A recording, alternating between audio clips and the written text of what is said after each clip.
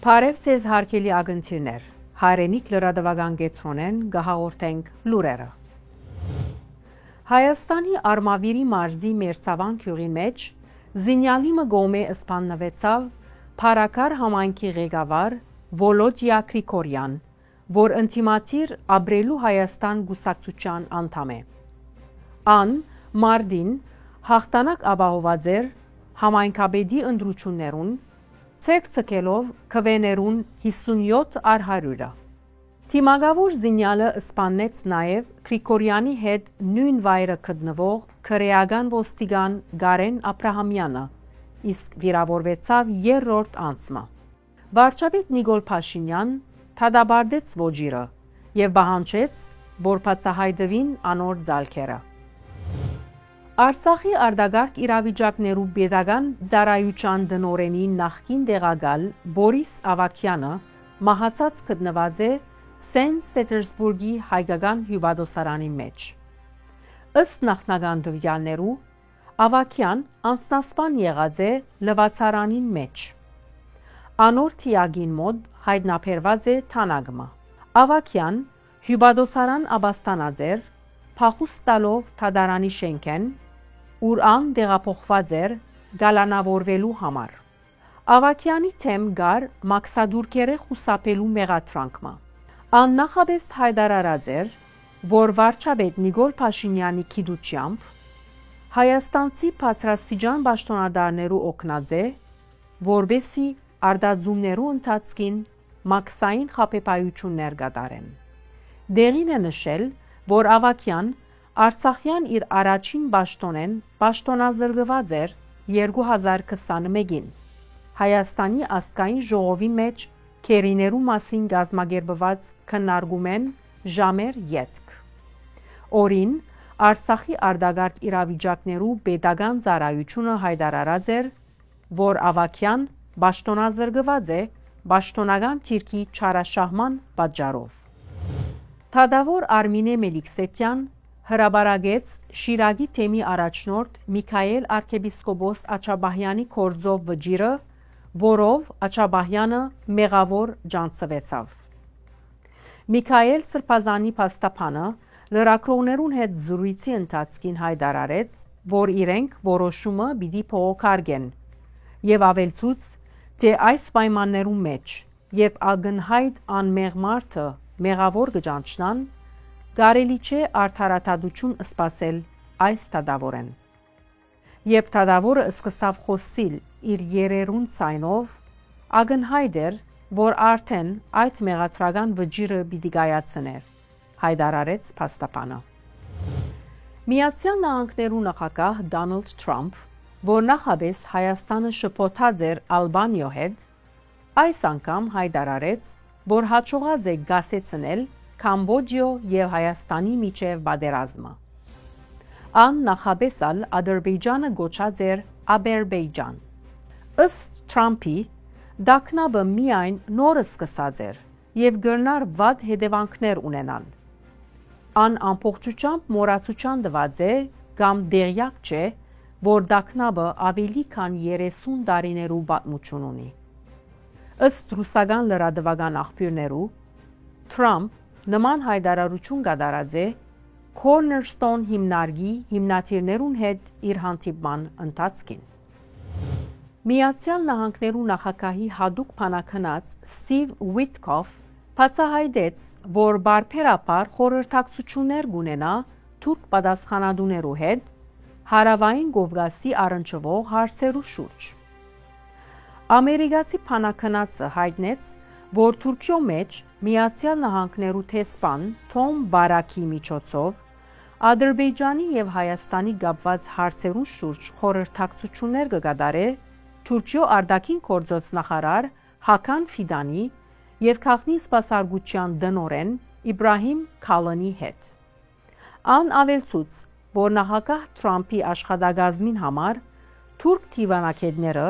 եւ քաղաքնի սպասարկությունը էական թերագադարություն ունին Հարավային Կովկասի հարցերուն գաբակցաբար։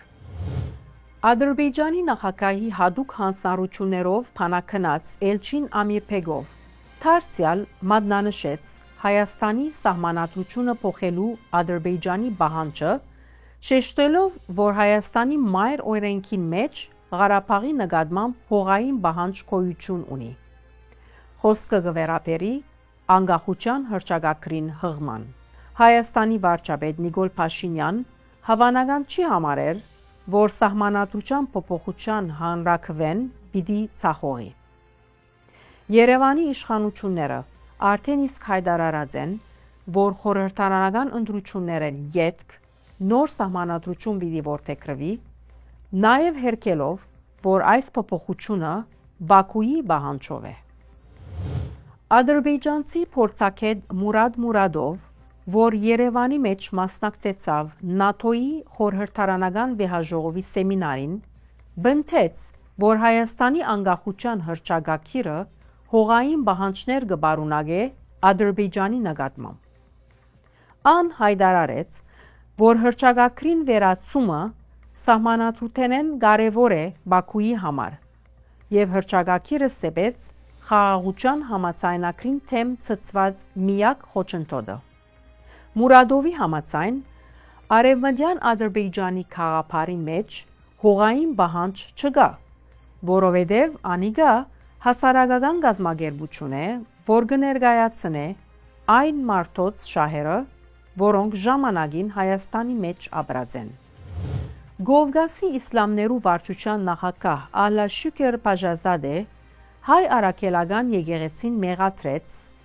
վրեժխնդրական ապատեղեկատվություն տարածելու հանցանքով։ Բաքուի մեջ կայացած կրոնական հարցերով նիստին ընթացքին Բաժազադե հայտարարեց,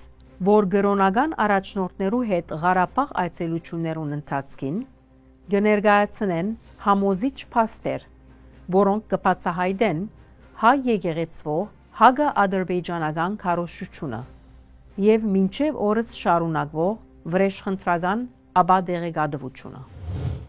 4-րդ տարին լալով Հայաստան ընդգրկվեցավ Եվրոպական միության քաղաքացիական օդանավորդության սև ցանկին վրա, հակառակ անոր, որ վերջին 4 տարիներուն իշխանությունները կշարունակեն հավաստիացնել, որ Հայաստան դուրս պիտի գա եվրոպական սև ցանկեն։ Քաղաքացիական օդանավորդության մարզի մասնակիցները կնշեն, որ սև ցանկին վրա մնալը տնտեսական մեծ վնասներ կպատճառի Հայաստանի, սահմանափակելով մատչելի սպասարկությունները։ Դարածքային կառավարման եւ ենթակառույցներու նախարար Դավիթ Խուդատյան գհուսա, որ մինչեւ դարեվերջ կարելի գլա Հայաստանի անունը սև ցանկեն դուրս բերել, որովհետեւ Հայաստանի թերություններուն հիմնական մասը դերացած է։ Հիմնական խնդիրն է վկայված դեսուչներու չկոյությունը։ Իսկ նման դեսուչներու պատրաստությունը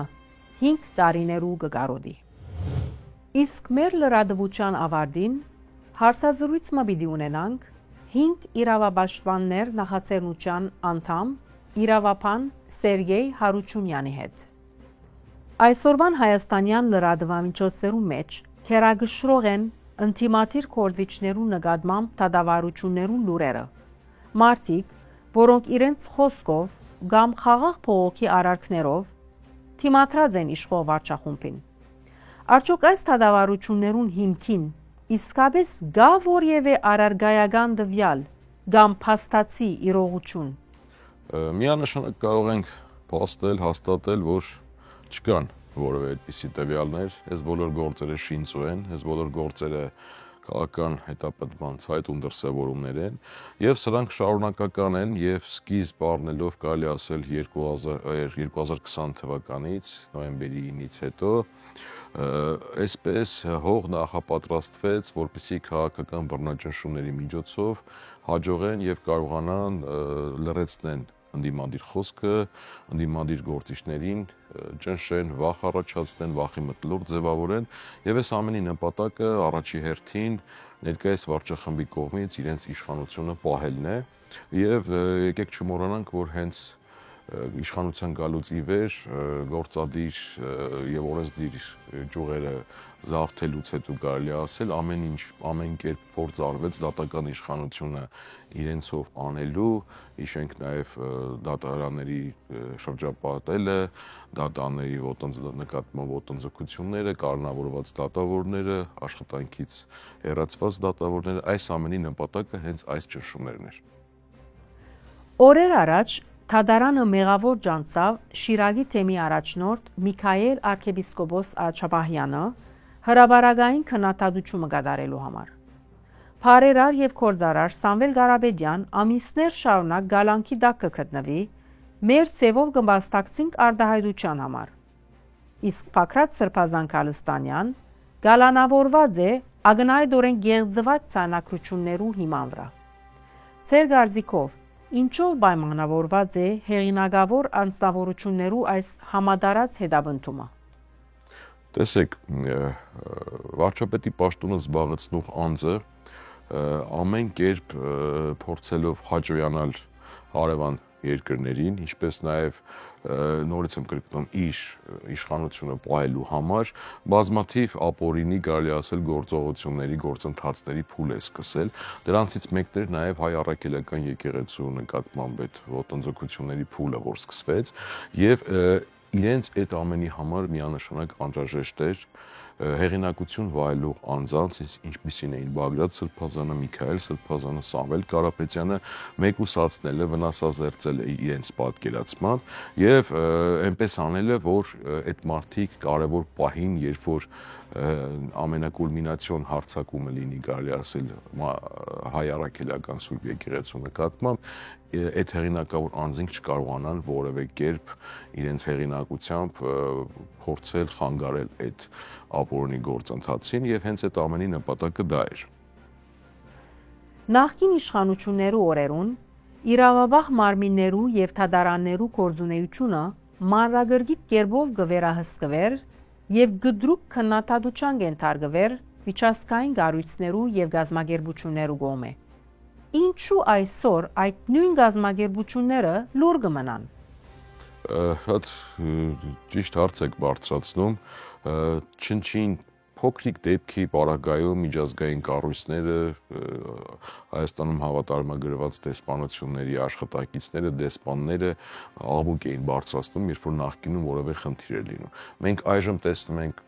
էլ ավելի ապօրինի գործողություններ վարչախմբի կողմից, մենք տեսել ենք, թե ինչպես են հունիսի 12-ին խաղաղ բնակչության նկատմամբ հատուկ միջոցներ կիրառել, այնպիսի միջոցներ, որը նախատեսված է ահաբեկիչների դեմ պայքարի ժամանակ եւ այդ միջոցները կիրառվում էր կանանց, երեխաների եւ մեծահասակ անձանց ներկայությամբ եւ իրենց վրա կարելի ասել, բայց միջազգային կառույցները լռում են, որովհետեւ պարզ է դառնում, որ բոլորի նպատակը այստեղ իրենց շահերն էր, քաղաքականներ, ոչ թե մարդու իրավունքներն են եւ պետք է կարեւորագույն մի փաստ հասկանալ եւ ամրագրել, որ մարդու իրավունքները պետք է պաշտպանել, ժողովրդավարությունը պետք է պաշտպանել, ոչ թե փորձել արտահանել եւ Հայաստանում ոչ թե քայլ է արվում պաշտպանելու մարդու իրավունքներն ու ժողովրդավարությունը, այլ պարզապես ամեն ինչի վրա աշկ է փակվում, որովհետեւ ներկայիս վարչախումբը անում է այն ամենը, ինչ որ պետք է օտար երկրներին։ Հարգելի ագնթիրներ, մեր զրուցակիցներ 5 իրավապաշտպաններ նախաձեռնության անդամ իրավապան Սերգեյ Հարությունյանը